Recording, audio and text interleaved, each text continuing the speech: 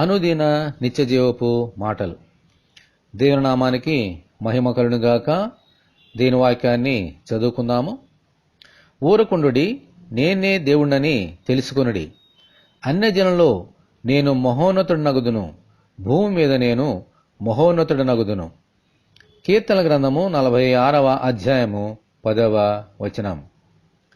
మన దేవుని నామము ఉన్నతమైన నామము, అన్ని నామముల కంటే పైనామము. పైన ఆకాశమందే గాని క్రింద భూమి అందే గాని ఎవరిని ఏ నామమును ఆయనకు సాటిగా చేయలేం. అందుకనే ఏ పోలికను చేసుకునవద్దు, వాటిని పూజింపవద్దు, వాటికి సాగిలపడవద్దని ఆజ్ఞ ఇచ్చారు. ఆమేన్. అయితే ఈ సత్యాన్ని అందరూ గ్రహించడలేదు. కేవలము మన ప్రభువైన యేసుక్రీస్తునందు విశ్వాసముంచిన వారు మాత్రమే గ్రహించగలుగుతారు.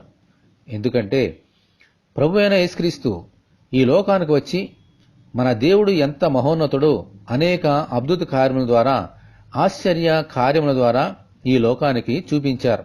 ఆమేన్. అయితే ఆయన సొంత ప్రజలైన ఇజ్రాయేలీలు ఈ సత్యాన్ని గ్రహించక రాళ్లను, విగ్రహాలను పూజించి మార్గంలోనే చనిపోయారు. అయితే మన దేవుడు ఎంత గొప్పవారో, ఎంత సజీవుడైన దేవుడో గ్రహించిన వారు మాత్రమే వాగ్దాన దేశంలోనికి ప్రవేశించగలిగారు. హల్లెలూయా. ఆయన భూప్రజలందరికీ దేవుడే. అటువంటి దేవుని కలిగిన మనము ఎంతో ధన్యులం. ఆ దేవాది దేవుని ఆరాధించుచు స్తుతించుచు ముందుకు సాగిపోదాము. దేవునికి స్తోత్రము. హల్లెలూయా. ఈ సత్యాన్ని భూప్రజలందరూ గ్రహించినట్లు వారి మనోనేత్రము వెలిగించమని మన ప్రభువైన యేసుక్రీస్తు ద్వారా మనమందరము దేవుని ప్రార్థన చేసుకుందాము. ప్రభువా, మీకు వందనాలు తండ్రి. మీరే దేవుడునైనా, మీకు సాటి అయిన వారు మరెవరు లేరు.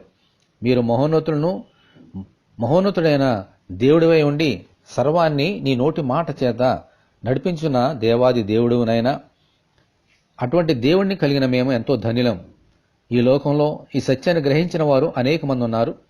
వారందరి మనోనేత్రం వెలిగించమని, అలాగే మా మనోనేత్రం వెలిగించినందుకు నీకు వందనాలు చెల్లిస్తూ ఈ వాక్యం వింటున్న నీ బిడ్డలందరినీ దీవించమని యేసు అతి పరిశుద్ధమైన నామములో ప్రార్థన చేయుచున్నాము తండ్రి. ఆమేన్. మన ప్రభువైన యేసుక్రీస్తు కృప మనకందరికీ తోడేండి నడిపించునుగాక. ఆమేన్.